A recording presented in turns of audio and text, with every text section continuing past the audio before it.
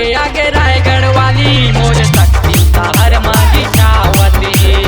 आगे आगे आगे आगे रायगढ़ वाली मोर शक्ति मधु मचावते। डीजे राजेश केला देख तेला टूरी धारे है मोबाइल उड़ाला देख के टूरी मारे सिटाई।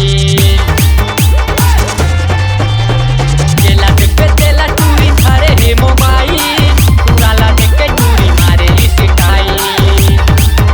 रंग रंग के बहाना बनावत है। आगे आगे आगे आगे रायगढ़ वाली मोर शक्ति सहर माजी छावते।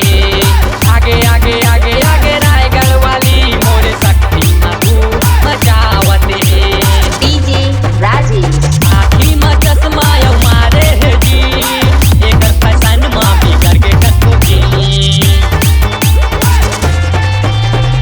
आखी में चश्मा यौ मारे है जी एकर फैशन में बिगड़ के कतो की।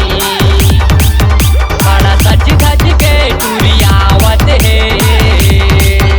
अरे आगे आगे आगे आगे रायगढ़ वाली मोर शक्ति सहर माजी छावते। आगे आगे आगे आगे रायगढ़ वाली मोर शक्ति मधु मचावते। अब जवान फैशन मागी पहले टूरी है टाइट वाला जी। बड़ा सच धज के टूरी आवत है। आगे आगे आगे आगे रायगढ़ वाली मोर शक्ति सहर माजी छावते। आगे आगे आगे आगे रायगढ़ वाली मोर शक्ति मधु मचावते। Shila Digital Recording Studio, Korba.